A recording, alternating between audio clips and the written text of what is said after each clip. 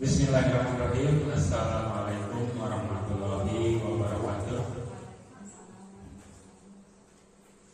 Selamat siang Bapak Ibu guru hebat. Siang. Bagaimana kabarnya? Alhamdulillah. Alhamdulillah. Sehat alhamdulillah. Ya. Alhamdulillah rabbil alamin. Wa bihi nasta'inu ala umuri waddin wa ala alihi washabbihi ajmain. Asyhadu an la ilaha illallah wahdahu la syarika lah wa asyhadu anna Muhammadan abduhu wa rasuluh. Allahumma shalli ala sayyidina Muhammad wa ala ali sayyidina Muhammad amma ba'du. Rabbi sholli sadri wa yassir li amri wa hlul 'uqdatam min lisani yafqahu qawli. Pertama-tama marilah kita panjatkan puji dan syukur kepada Allah Subhanahu wa taala yang mana berkat limpahan rahmatnya kepada kita semua sehingga kita semua masih bisa berkumpul dalam kegiatan ini di siang hari ini dalam keadaan sehat walafiat.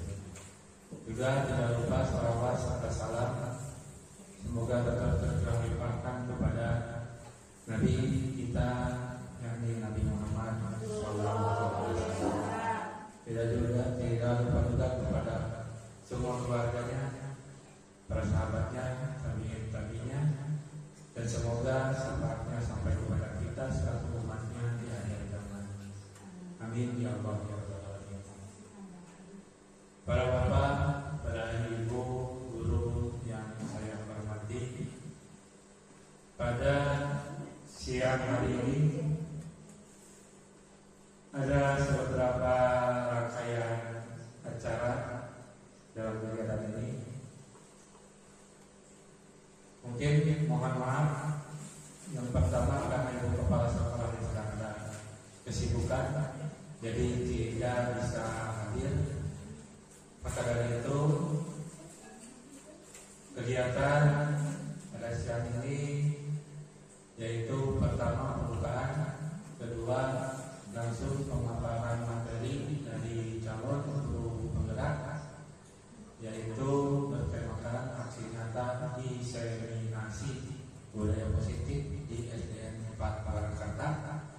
Setelah itu ada tanya jawab kepada para ibu dan bapak guru. Untuk tidak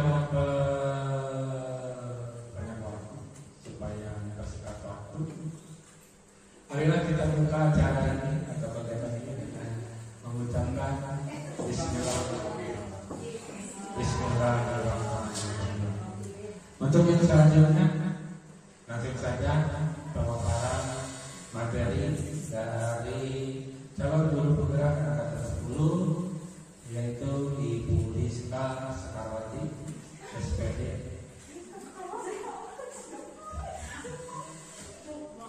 Oh, Sekarwati, maaf, karena ini CV-nya belum dikirim kepada saya. Nah ini dia, ini adalah sahabat guru penggerak Rizka Sukmawati, calon guru penggerak angkatan 10 Kabupaten Garut. Kepada beliau kami persilakan waktu dan tempatnya seluas-luasnya. Mohon perhatikan semuanya, jangan ada yang ngobrol. Kita dengarkan yang mau disampaikan oleh Ibu Rizka. Mana Ibu Rizka?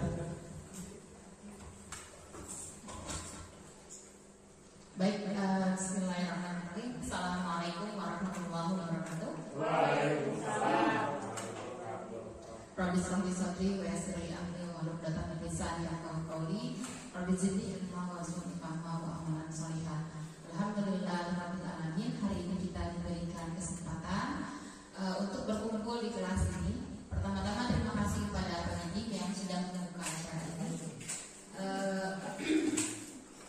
Tak lupa kita bersyukur kepada Allah ya, karena memberikan kesehatan, kemudian kesempatan sehingga kita bisa bertatap muka dalam acara diseminasi aksi nyata modul 1.4 budaya positif. Tak lupa kita ucapkan sholawat serta salam kepada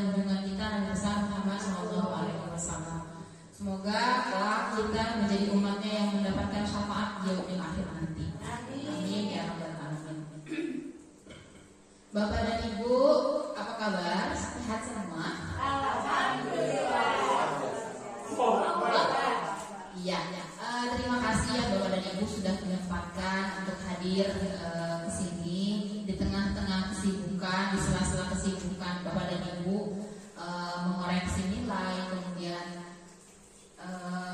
yang seharusnya hari ini bisa langsung pulang, Bapak dan Ibu berkenan untuk menghadiri, mendengarkan dengan penuh keseriusan pemaparan dari yang akan saya sampaikan. Boleh Bapak dan Ibu supaya menyemangati dulu kita berdiri dulu sejenak ya. Kita berdiri dulu ya.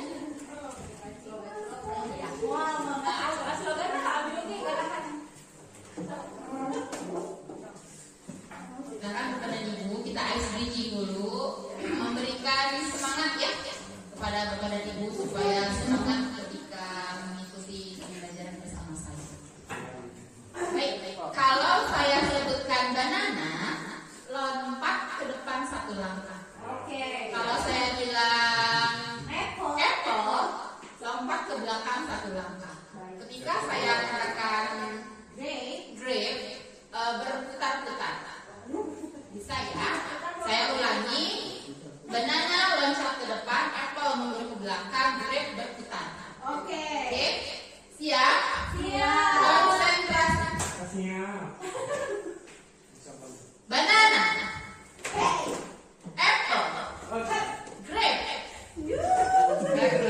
Banana, apple, grape. Sekali lagi. Grape, apple. Iya, terlihat di sini konsentrasi yang diuji. Sekali lagi, banana, apple, grape. Terima kasih tepuk tangan untuk kita semua.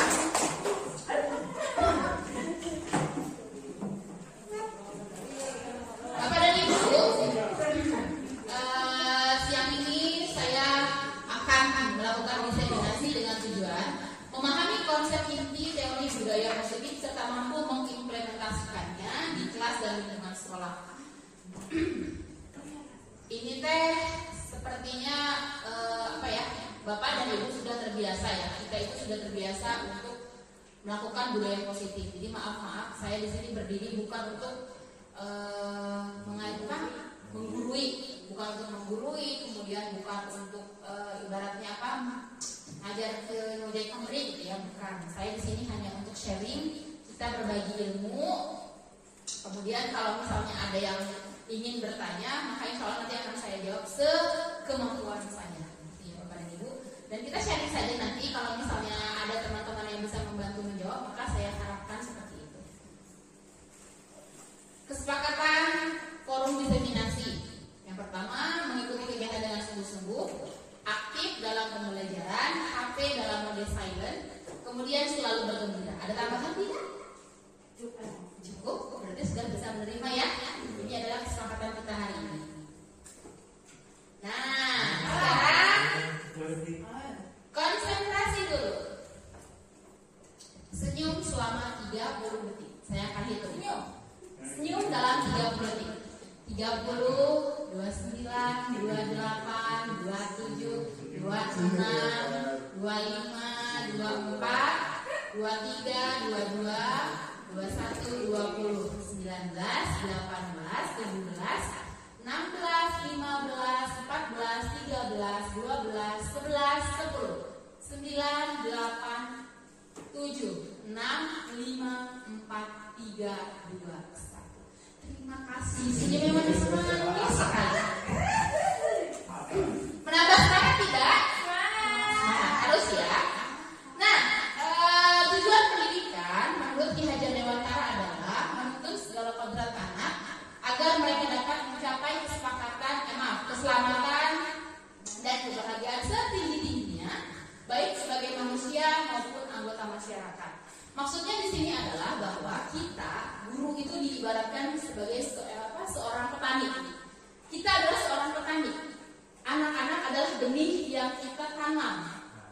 Kita hanya bisa memperbaiki teksturnya tanah. Kemudian kita hanya bisa memperbaiki cara menanamnya. Kita hanya bisa memperbaiki atau menambahkan pupuk. Tapi kita tidak bisa mengubah.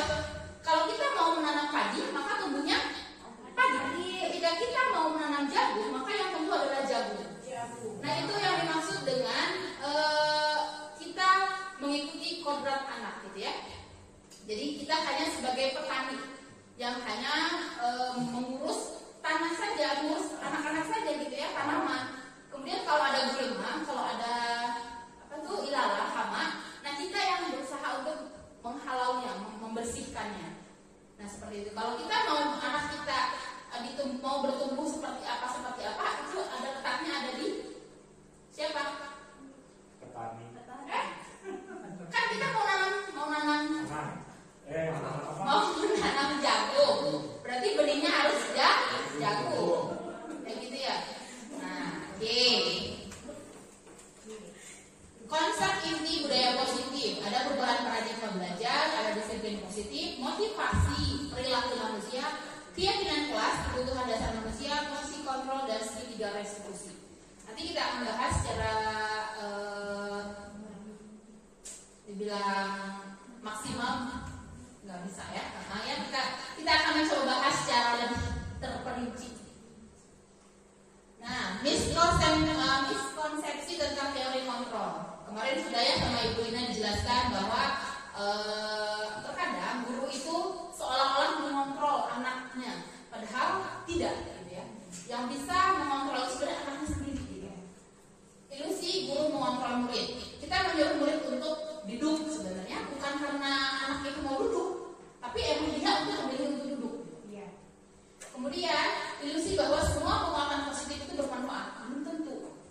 Jadi kita memberi nasihat kepada anak secara maksimal ya, dengan penguatan positif. Untuk kasus yang berbeda, mungkin saja itu tidak bermanfaat, tapi mungkin ada yang bermanfaat, tapi banyaknya ketika kita memberikan nasihat akan bermanfaat atau tidak. Kalau terus-terusan disampaikan gitu. Nah, kadang-kadang ada anak yang malah tidak mau mendengar. Nah, mengapa demikian? Ya karena tadi ilusi kontrol tadi. Seolah-olah dengan kita menasehati terus-menerus, anak akan mendengar, padahal nggak selalu seperti itu. Nah, kemudian ilusi bahwa kritik dan membuat orang merasa bersalah dapat menguatkan karakter. Ayo nama coba lah caranya mungkin dengan membuat orang merasa bersalah, anak-anak merasa bersalah. Kamu itu kenapa sih? Ibu kan sudah memberitahu, ibu sudah mengajari kamu seperti ini, ibu sudah begini, kenapa kamu seperti itu? Yang ada anak akan menurut apa tidak? Tidak, dia akan merasa bersalah. Tapi setelah rasa bersalahnya itu hilang, apakah dia akan taat? Tidak. Nah, jadi ilusi kontrol yang ketiga adalah bahwa kritik itu seolah-olah membuat anak taat, padahal enggak. Nah, yang terakhir, ilusi bahwa orang dewasa mempunyai hak untuk mengontrol. Kamu tahu nggak? Aku tuh lahir lebih dulu daripada kamu. Kamu harus taat kepada aku, seperti itu. Ya kan? Ada seperti itu kan? Saya ini guru loh. Kamu masa nggak taat sama saya? Kamu itu baru anak kecil. Nah, itu padahal bahasa seperti itu adalah ilusi. Ya, jadi tidak bisa orang dewasa, guru atau siapapun tidak bisa mengontrol. Tapi yang bisa mengontrol diri seseorang adalah siapa? Dirinya sendiri. Paham? Ya. Sampai di sini Bapak dan Ibu? Oke. Lihat. Nah, oke. Coba perhatikan foto-foto di bawah ini.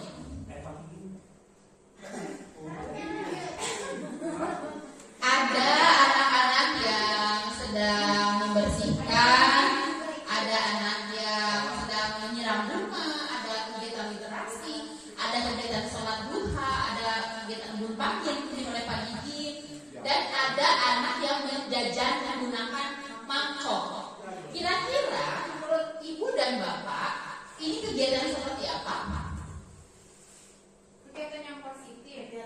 Coba ada yang mau berpendapat?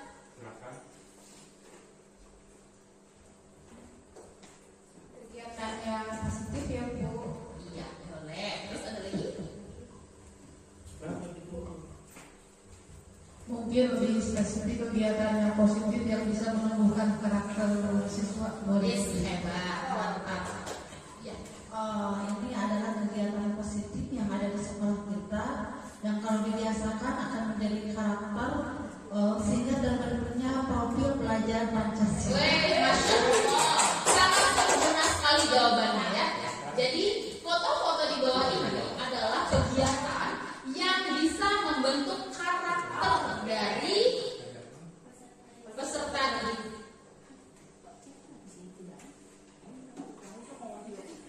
Nah, di sana ada anak yang sedang membersihkan halaman. Kira-kira nilai kebajikan apa yang akan mereka dapatkan dari membersihkan halaman? Coba.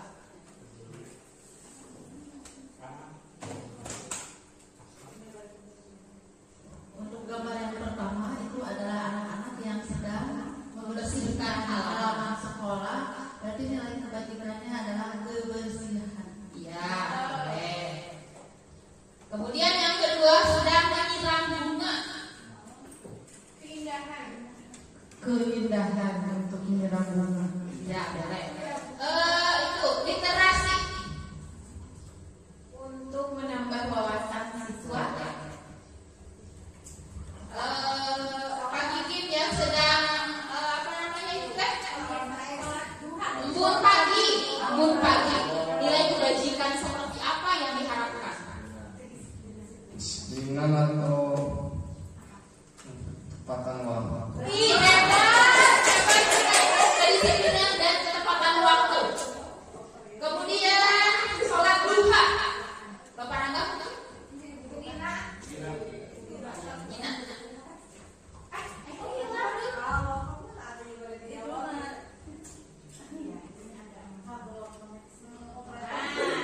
Untuk sholat duha mungkin nilainya nilai Ketakwaan, ya. Kemudian yang terakhir, jajan dengan menggunakan mangkok. Kebersihan. Ramah lingkungan. Ya, betul ya. Terima kasih Bapak dan Ibu, jawabannya sangat-sangat hebat sekali. Jadi dari ke-6 foto ini sudah mencerminkan budaya positif yang sudah kita lakukan di sekolah kita. Mudah-mudahan kita bisa istiqomah, bisa terus-menerus berkomitmen untuk menjaga hal-hal tersebut di sekolah kita. Amin. Nah, jadi disiplin positif.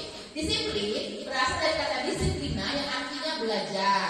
Disiplin mengacu pada disiplin diri yang memiliki tanggung jawab terhadap apa yang dilakukannya berdasarkan nilai-nilai yang diyakini.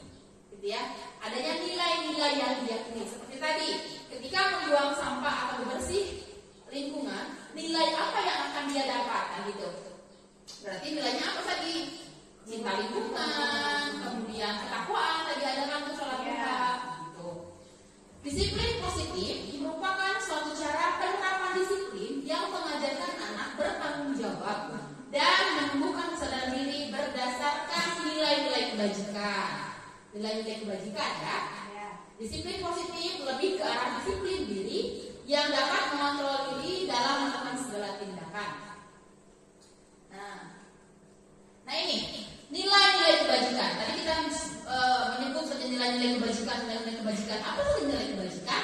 Nilai kebajikan adalah nilai yang disepakati bersama, lepas dari suku bangsa manapun, terlepas dari agama, bahasa maupun latar belakangnya. Contohnya beriman dan bertakwa kepada Tuhan Yang Maha Esa, berakhlak mulia, kebinekaan global, gotong royong, mandiri, kreatif dan bernalar kritis.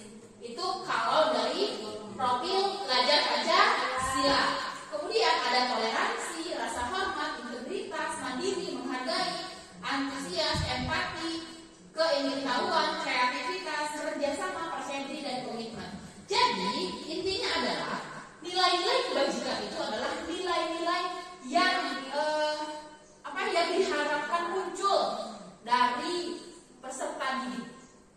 Dan nilai-nilai kebajikan ini diharapkan munculnya itu secara tanpa paksaan, secara alamiah gitu ya, diharapkannya seperti itu.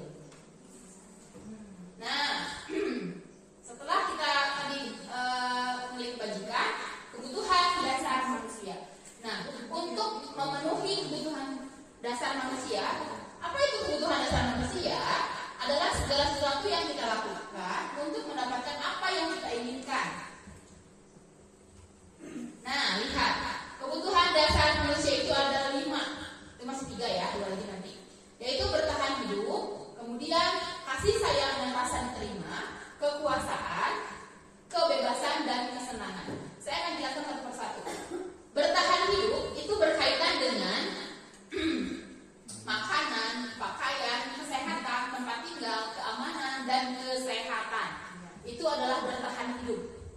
Apakah kita semua, coba saya tanya kepada Ibu, apakah kita semua sudah terpenuhi kebutuhan dasarnya secara bertahan hidup? Sudah punya rumah kan? Ya, sudah punya rumah. Kemudian ada makanan? Ada. Pakaian? Ada. Alhamdulillah. Keamanan? Alhamdulillah. Kesehatan? Sehat. Ya, alhamdulillah. Kebutuhan dasar kita dari segi bertahan hidup itu sudah terpenuhi. Kita merasa aman, kita sehat, kemudian kita punya pakaian yang bisa menutup aurat, kemudian kita makan, ada makanan yang halal, serta ada tempat tinggal yang bisa kita datangi ketika kita kehujanan ataupun kepanasan. Nah, itu merupakan kebutuhan dasar kita yang pertama. Kemudian yang kedua, kasih sayang dan rasa diterima.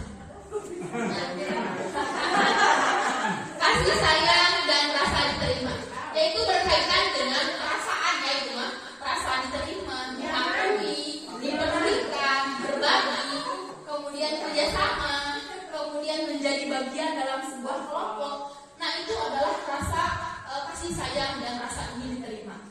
Kalau orang, ada tidak orang yang kekurangan rasa kasih sayang dan rasa diterimanya? Ada. Bukan karena dia single ya, maaf, bukan karena dia single, tapi karena kebutuhan dia untuk diakui misalnya. Dia tidak diakui misalnya, kemudian pendapatnya tidak pernah didengar, kemudian dia tidak dianggap di kelompok. Itu bisa saja tidak terpenuhi kebutuhan itu. Terkucilkan. Kemudian kedewasaan, bagaimana dia itu punya harga diri. Kemudian keinginan untuk dianggap, memimpin, berpartisipasi, diakui dan didengar. Berarti antara kasih sayang dengan rasa diterima itu saling berhubungan, ya.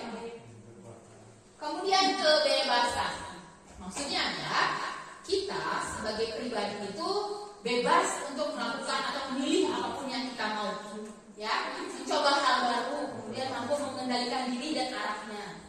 Kemudian yang terakhir, kesenangan. Jadi semua manusia itu punya kebutuhan dasarnya itu adalah kesenangan, yaitu yang bermain, humor, antusiasme dan tertawa. Ada tidak orang yang tidak pernah tertawa?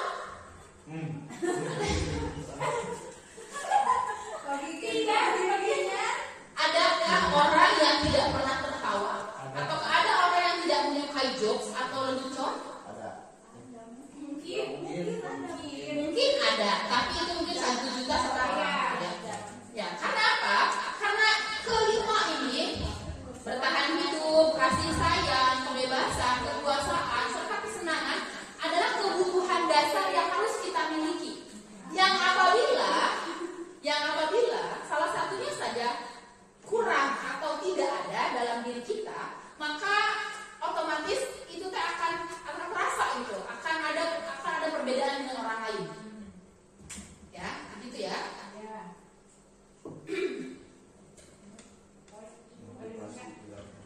Boleh dibacakan oleh Bu Anggi?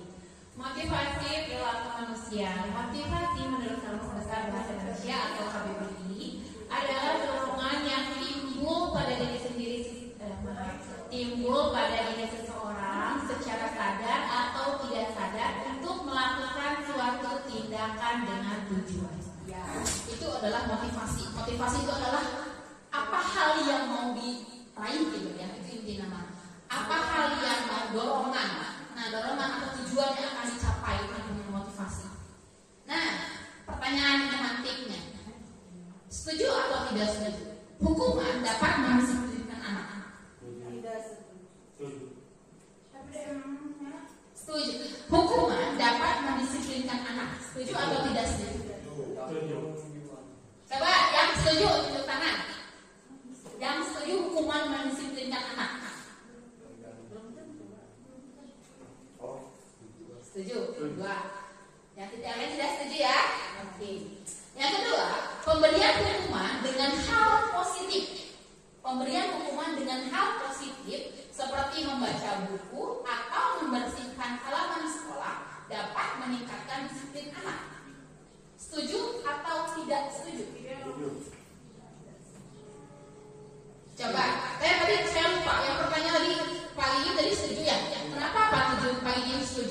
dengan pernyataan yang pertama. Kenapa hukuman bisa mendisiplin anak-anak? Menurut pendapat saya, hukuman itu dapat mendisiplinkan anak. Itu pertanyaannya. Ya. Jadi ketika suatu hukuman diberikan secara tepat kepada anak, itu anak akan merasakan, mungkin anak itu akan menjadi kapok, ya. Misalkan anak itu tidak mengerjakan PR, apakah harus kita biarkan? Berarti harus ada hukuman. Mungkin apa hukuman yang tepat untuk anak itu? Jadi tergantung tepat dan tidaknya. Ketika hukuman itu tepat diberikan kepada seorang siswa, maka hukuman itu akan menjadi hal yang positif untuk anak ke depannya. Itu. Tapi ketika cara kita mendisiplinkan anak, ya mungkin ketika anak itu tidak mengerjakan PR atau malas-malasan, kita biarkan. Baiklah, anak itu udah gerah. Tidak bisa seperti itu, karena kita sebagai guru harus bisa membimbing anak itu untuk lebih disiplin, meskipun harus dengan memberikan hukuman. Itu. Terima kasih atas pendapatnya, Pak Andi. Pak Angga, mau menambahkan? Ya. Baik, terima kasih Bu Yusna. Menurut saya hukuman dapat mendisiplinkan anak karena bagi saya hukuman itu kan beragam-agam. Ada yang keras ataupun biasa. Biasa dalam artian begini. Dalam artian bagi hukuman ataupun reward, dan itu penghargaan itu kan suatu tindakan kita, upaya kita dalam untuk melakukan perubahan terhadap anak ya. Di sini perubahannya berupa kedisiplinan, dan hukuman itu kan bisa berupa teguran ataupun dengan candaan juga tanpa anak merasa sadar bahwa mereka itu mendapatkan hukuman. Jadi tergantung kita menyampaikannya hukumannya dengan cara apa, apakah dengan ketegasan ataupun dengan ketegasan itu kan bersama dengan bisa cenderung ke kekerasan. Tapi apabila kita menyampaikannya dengan sedikit hal positif, mungkin akan membuat sedikit perubahan terhadap peristiwa. Oke, terima kasih. Ada lagi yang mau menambahkan? Bung Ilmi. Kalau saya mungkin ini lebih ke contoh saja, contoh nyata ya. Baik. Anak saya sendiri yang kembar yang perempuan. Iya, dia pernah soalnya ketika suatu kali dia itu kesiangan, gurunya memberikan hukuman, tapi memang gurunya juga konsultasi ke saya. Ini nanti karena tadi kesiangan, saya kasih hukuman berdiri di depan selama 5 menit. Nah, saya ya tidak apa-apa, itu kan tergantung gurunya. Dan alhamdulillah sampai sekarang setelah ia pernah dikasih hukuman itu, dia ke sekolah tidak pernah lagi kesiangan. Jadi hukuman itu kalau memang berdampaknya positif, saya terima saja, dan memang baik untuk dampaknya. Dan untuk diri saya sendiri, dulu ketika kecil tidak dipungkiri ini memang betul. Kalau misalnya tidak sholat atau tenaos, dulu tuh ayah dicepret sampean, kan itu bisa hukuman ya. Dulu mau ngaji itu karena sih dicepret, sholatnya karena sih dicepret. Tapi akhirnya dampak mah, akhirnya saya sholat, saya ngaji bukan karena sih dicepret, tapi karena kebutuhan. Kalau tidak sholat, kalau tidak ngaji, hati itu terasa ada yang kurang. Jadi kalau menurut saya hukuman, tapi dampak untuk kedepannya memang baik. Mungkin saya berkaca dari 2 contoh nyata saja, mungkin itu. Itu saja. Terima kasih. Tepuk tangan dulu untuk Bu Hilmi, Pak Angga, dan ada yang mau menambahkan lagi? Iya. Yang tidak setuju hukuman dapat mendisiplinkan anak, boleh berpendapat.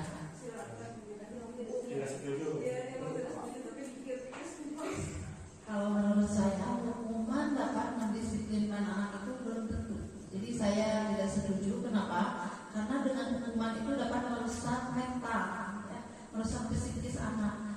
Bahkan mungkin dengan hukuman ada anak yang bisa saja misalkan dendam, ya, dendam kepada gurunya. Jadi bukan mendisiplinkan anak, karena yang namanya hukuman biasanya arahnya itu adalah tidak taat terhadap aturan, biasanya itu. Baik. Ada lagi dari yang setuju, yang tidak setuju? Apa mau berkomentar? Setuju. Setuju. Setuju dengan hukuman dapat mendisiplinkan anak. Setuju. Tergantung gimana hukuman. Oh gitu. Terima kasih atas pendapatnya. Terima kasih Bapak dan Ibu guru hebat yang sudah memberikan pendapat. Sekarang nomor 2, pemberian hukuman dengan hal baik, dengan hal positif, dengan membaca atau membersihkan halaman dapat meningkatkan kedisiplinan anak. Setuju atau tidak setuju? Setuju atau tidak setuju?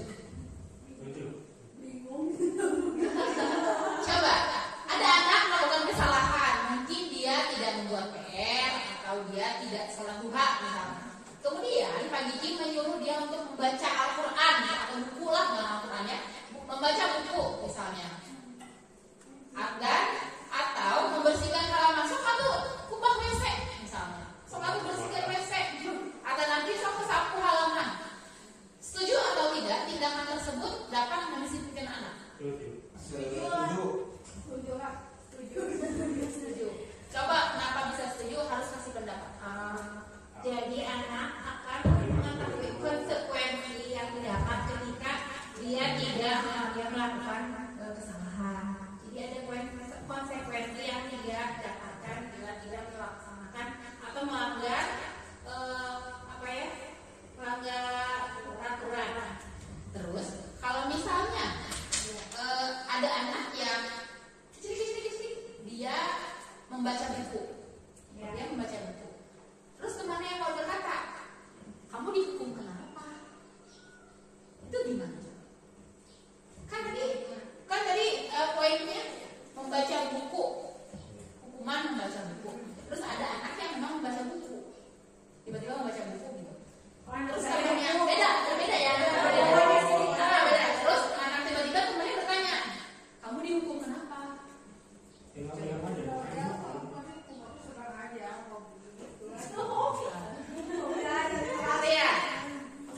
Coba. Mungkin timingnya saja bisa. Jadi kita memberikan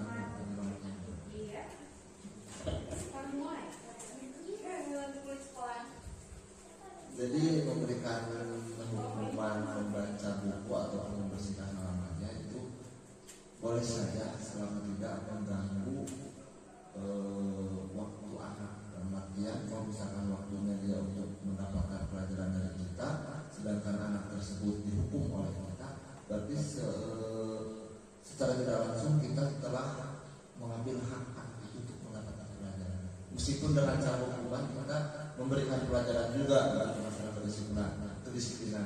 Maka tetapi kalau kita memberikan hukuman dalam waktu kegiatan pembelajaran, itu secara tidak langsung kita telah memotong hak mereka untuk mendapatkan pelajaran dari kita.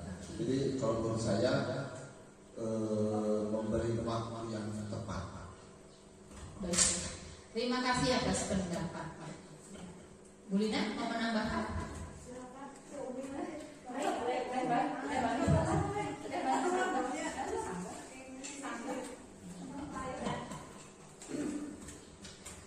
Di sini kan pemberian hukuman, yang namanya hukuman itu, kalau menurut saya, ini ada hal positif. Hukuman itu sebetulnya bukan hal positif, ya, tapi hal yang negatif. Nah, jadi kalau misalkan hukuman dengan hal positif, ini bukan hukuman, bukan ya. Meningkatkan disiplin anak juga belum tentu. Dan seperti apa ya? Kalau tadi dikatakan sama Bu Ami konsekuensi. Nah, kalau konsekuensi berarti ada kesepakatan sebelumnya. Ya. Kalau misalkan itu pemberian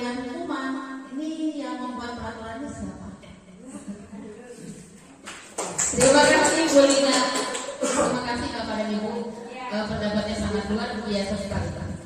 Saya tidak akan mengatakan ini benar dan ini salah ya. Kita sedang belajar Kita sedang menemukan pembelajaran orang dewasa. Tidak ada benar dan salah. Tidak ada benar dan salah. Jadi pendapat Bapak dan Ibu silakan dikeluarkan saja. Kemudian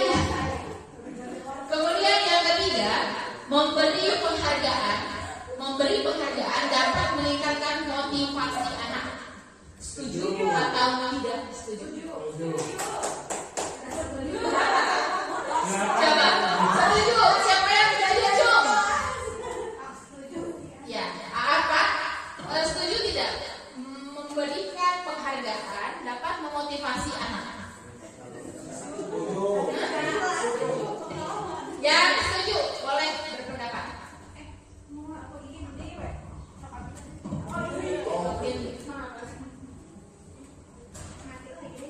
Saya setuju karena dari contoh nyata juga anak saya waktu dia dari kelas 1, 2, 3 selalu 3 besar baik di sekolah maupun di madrasah. Nah dari situ mungkin itu salah satu faktor juga. Dia jadi tiap hari rajin belajar, kata gurunya harus hafal misalnya ayat berapa gitu di Quran. Terus belajar mungkin ada salah satu motivasi apa yang dikasih piala lagi. Wah bagus juga ini kata saya. Nah itu mungkin contoh dari saya. Terima kasih. Yang tidak setujunya Bu Helina. Maaf rekan-rekan, saya berbeda pendapat. Tidak apa-apa, berbeda itu selalu menarik. Kejadian di kelas, memberi penghargaan dapat meningkatkan motivasi anak. Kalau menurut saya tidak setuju. Kenapa? Ketika anak melakukan sesuatu, kalau misalkan selalu diberi penghargaan, jadi yang muncul itu bukan motivasi dari dirinya sendiri, tapi dari ambisi ingin mendapatkan sebuah penghargaan. Jadi bukan atas kesadaran. Ini motivasinya adalah karena tadi kasus Wilby juga sama ya dan anaknya, karena ingin mendapatkan sesuatu. Jadi kalau misalkan tidak ada sesuatu, kayaknya dia tidak ingin melakukan itu. Makanya saya tidak setuju. Oke. Baik, terima kasih atas pendapatnya Bapak dan Ibu guru hebat. Saya tidak akan jawab mana yang benar ataupun yang salah. Ya, semuanya benar dan biasanya semuanya bisa salah. Kembali lagi ke laptop.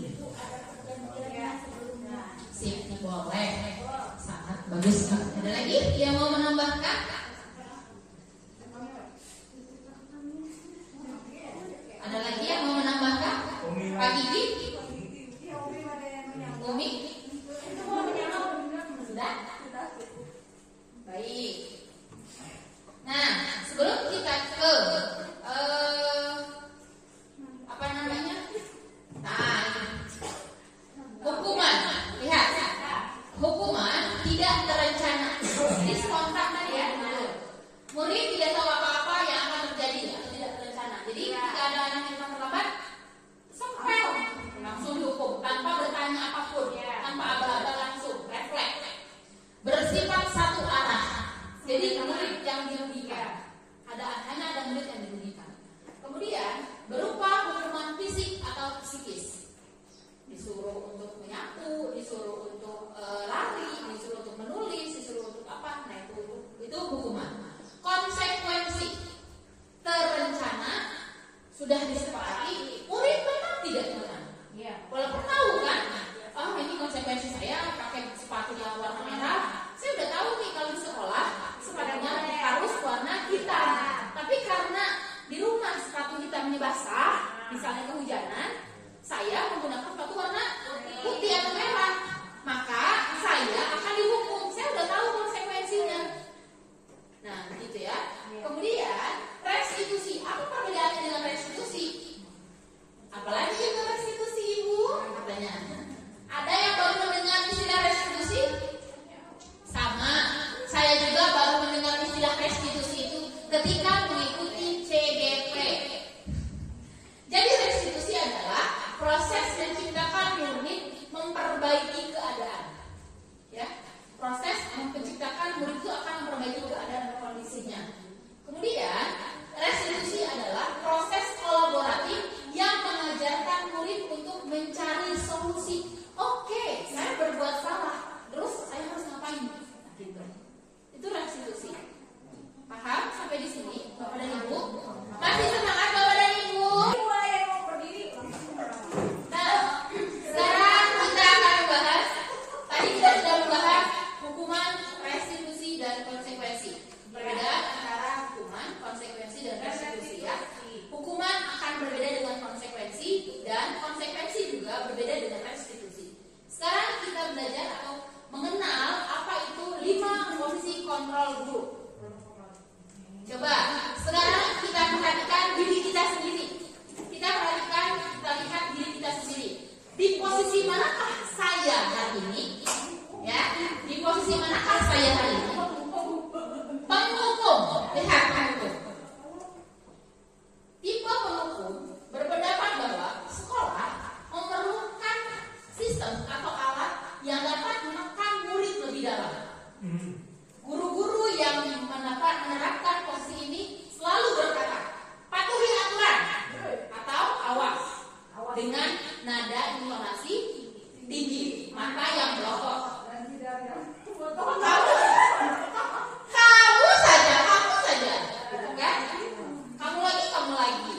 Kemudian guru seperti ini, guru tipe penghukum selalu percaya hanya ada satu cara agar pembelajaran berhasil, yaitu cara saya.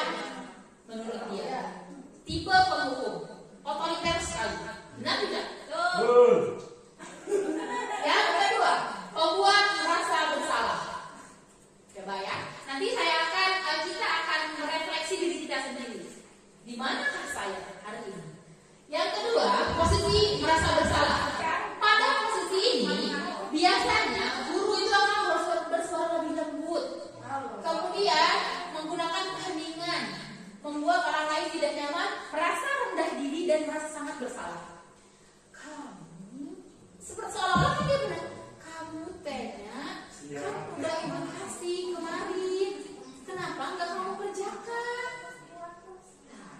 Kan terus Ibu sangat kecewa sekali dengan kamu. Ibu sangat kecewa sekali dengan kamu. Padahal ibu sangat berharap banyak kepada kamu. Nah, itu sangat jelas menjatuhkan mental. Sangat menjatuhkan mental. Yang ada, anak akan sangat merasa gagal. Saya gagal membahagiakan orang tua saya. Coba kamu lihat orang tua kamu di rumah. Bagaimana dia perjuangannya. Anak yang diperlakukan seperti itu, dia akan merasa, saya kan gagal berarti ya. Saya tidak membahagiakan orang tua saya. Saya tidak membuat orang tua saya bangga. Itu tipe guru membuat rasa bersalah. Kemudian tipe teman. Nah, ini tipe teman ya. Tipe teman biasanya guru itu tidak akan menyakiti murid, namun akan tetap mengontrol. Seolah-olah dia ada teman tapi mengontrol. Muridnya harus sesuai dengan arahannya dia. Kemudian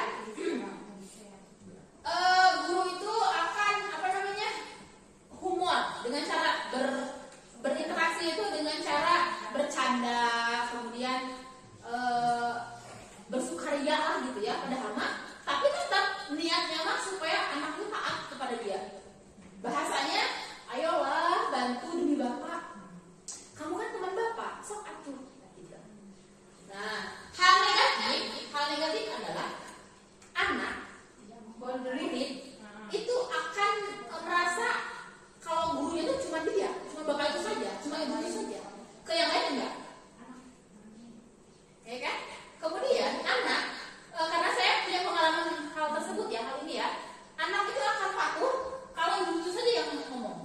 Yang lainnya nggak dengar. Kemudian anak itu hanya akan hormat kepada guru itu saja. Ke yang lain tarik-tarik. Itu posisi teman. Hal negatifnya. Oke. Kemudian yang keempat, pemantau. Guru di sini menjadi orang pemantau, yaitu guru hanya bertanggung jawab untuk mengawasi, melihat saja, hanya mengawasi. Kemudian demi memisahkan antara sekolah dengan pribadi, dia ada peraturan dan konsekuensi.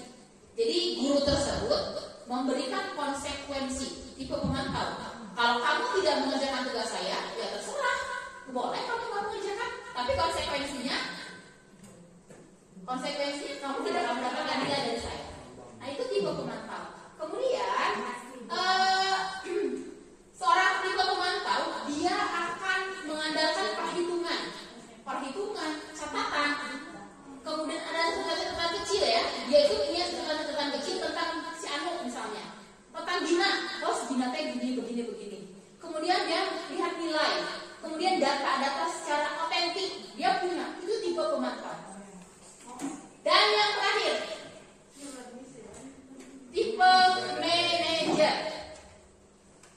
Manajer adalah di mana posisi guru berbuat sesuatu bersama murid, mempersilahkan murid, mempertanggungjawabkan perilakunya, mendukung murid agar dapat menemukan solusi atas permasalahannya sendiri. Bedanya? Seorang manajer akan berkata, apa yang kamu yakini? Jika kamu meyakininya, jika kamu tahu kesalahan kamu mau memperbaikinya. Kemudian, oke, memang kamu salah, tapi ada tapinya. Tapi ibu juga pernah berbuat salah. Tapi ibu bisa kok melewati hal tersebut. Kamu juga pasti bisa. Nah, di manajer, murid diajak untuk menganalisa kebutuhan dirinya maupun kebutuhan orang lain. Di sini penekanannya bukan pada kemampuan membuat konsekuensi, tapi berkolaborasi bagaimana menemukan kesalahan dan menemukan solusi dari kesalahan. Nah, sekarang saya ingin bertanya, mari kita merefleksi diri kita sendiri. Di antara 5 posisi guru, di manakah kita hari ini? Jawablah dalam diri kita masing-masing. Nggak usah. Jawablah hanya dalam diri kita.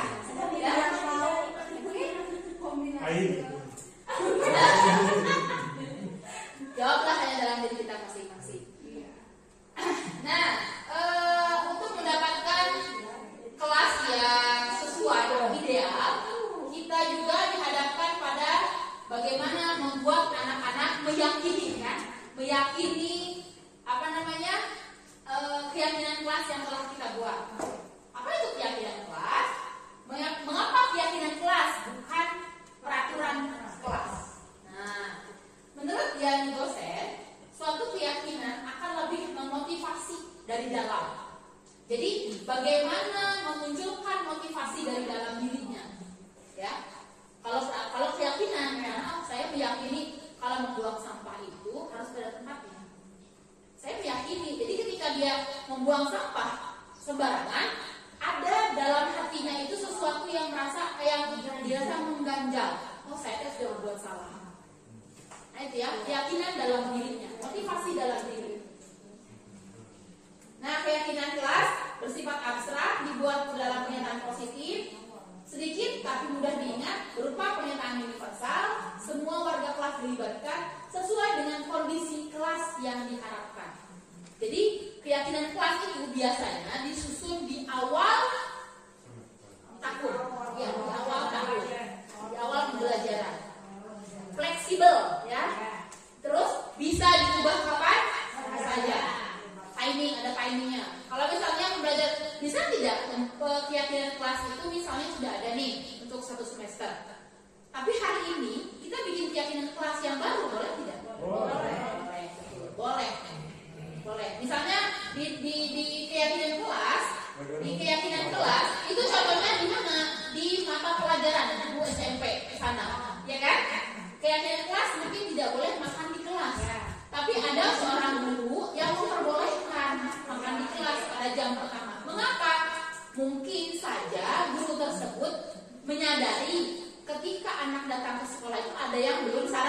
sarapan.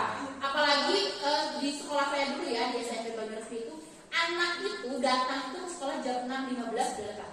Karena setengah 7 itu sekolah buka. Itu awali dengan bismillah. Nah, jadi anak-anak itu banyak yang kadang-kadang belum sarapan. Iya, tapi bawa bekal mereka. Nah, kapan mereka sarapannya? Itu tadi ketika saya masuk di jam pertama, saya mengizinkan mereka untuk sarapan dulu. Saya kasih waktu 10 sampai 15 menit untuk sarapan, untuk makan. Begitu ya, Bapak dan Ibu. Langkah-langkah penyusunan kelas, Bapak dan Ibu insya Allah sudah tahu, sudah paham. Nah, contoh penyusunan tadi ya, saya melakukannya yaitu dengan menempelkan kertas post-it di depan, kemudian mereka menyebutkan apa yang mereka harapkan, begitu ya. Kemudian akhirnya nanti tersusunlah sebuah keyakinan kelas. Nah, ini yang paling menarik di antara semua, yaitu segitiga restitusi. Jujur saja, Bapak dan Ibu, jujur saja, saya mempelajari segitiga restitusi ini ketika CGP. Ketika saya mendengar kata restitusi itu, ketika CGP, ketika saya mengikuti pendidikan guru penggerak. Sebelumnya saya nggak tahu, ya benar ya Belina ya? Ya. Segitiga restitusi ini saya perkenalkan kepada Bapak Ibu. Ya. Makanya saya perkenalkan kepada Bapak dan Ibu. Segitiga restitusi, proses dialog yang dilakukan kepada murid saat ada permasalahan agar menghasilkan murid yang mandiri dan bertanggung jawab. Nah, ini segitiga restitusi. Bisa Bapak lihat? Apa ini? Aman cahaya. Yang poin utama.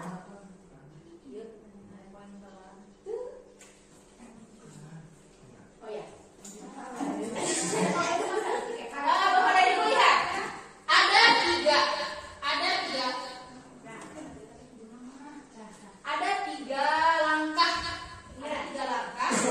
tiga langkah segitiga restitusi. Yang pertama adalah menstabilkan identitas.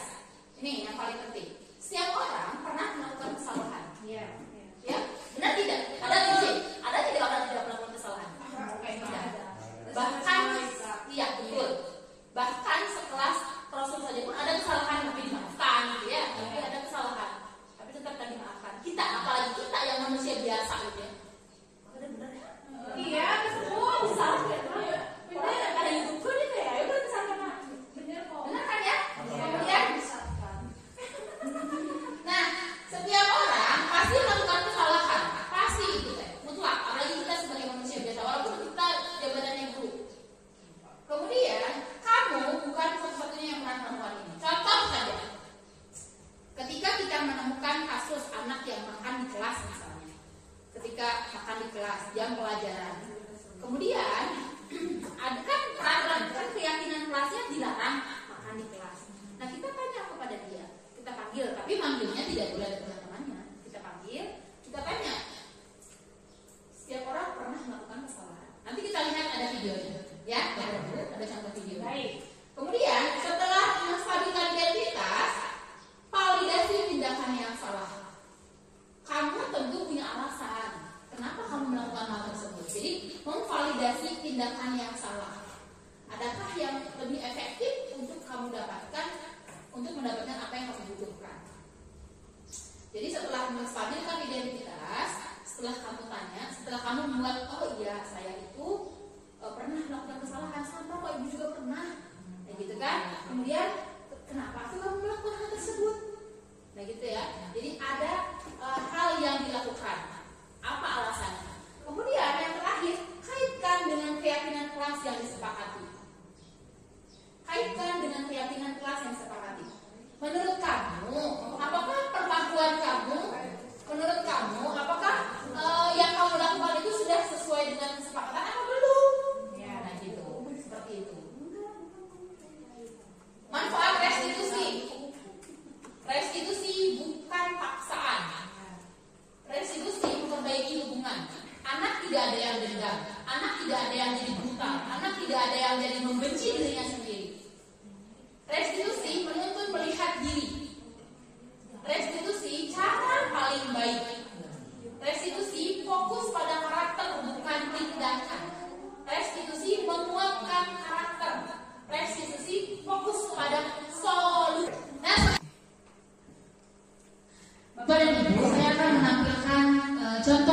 kasus ya, penanganan segitiga restitusi.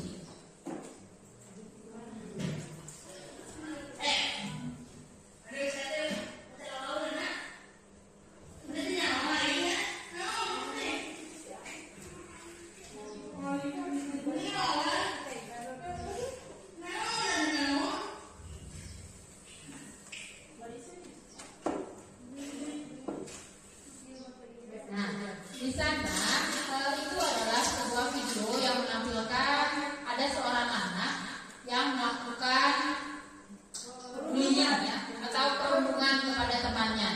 Nah, karena saya mendengar laporan hal tersebut, saya memanggil anak tersebut, kemudian saya menyelesaikannya dengan segitiga restitusi.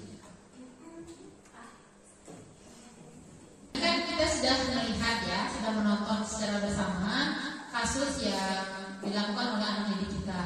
Itu adalah contoh kasus yang akan saya restitusi, yaitu ada anak yang melakukan bullying atau perundungan kepada temannya ya. Nah, karena mendengar laporan, maka saya belajar untuk merestitusi anak tersebut. Beginilah ceritanya. Silakan Bapak dan Ibu semua.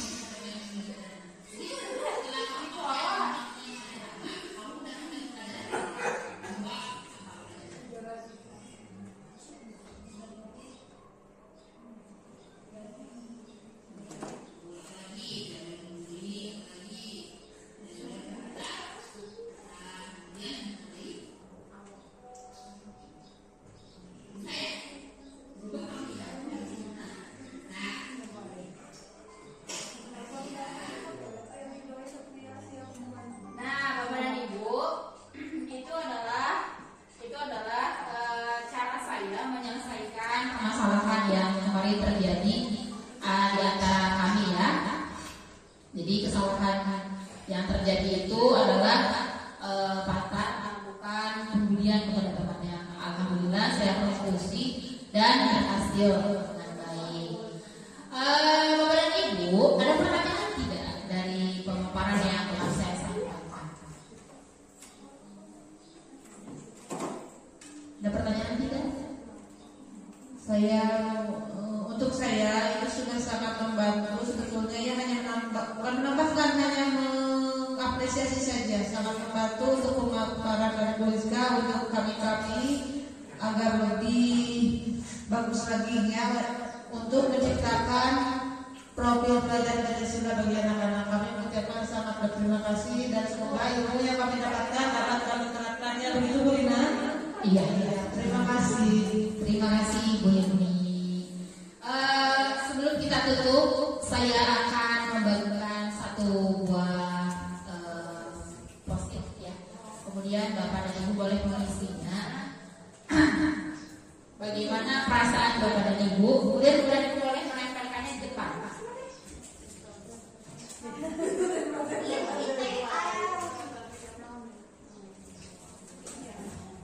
Saat momen itu terjadi, saya merasa bagaimana? Ya. Jadi setelah Bapak mengetahui tentang budaya positif, apa yang Bapak rasakan? Iya, itu kan semua. Iya. Apa boleh membacakan? Atau satu orang saja? Saya untuk membacakan boleh?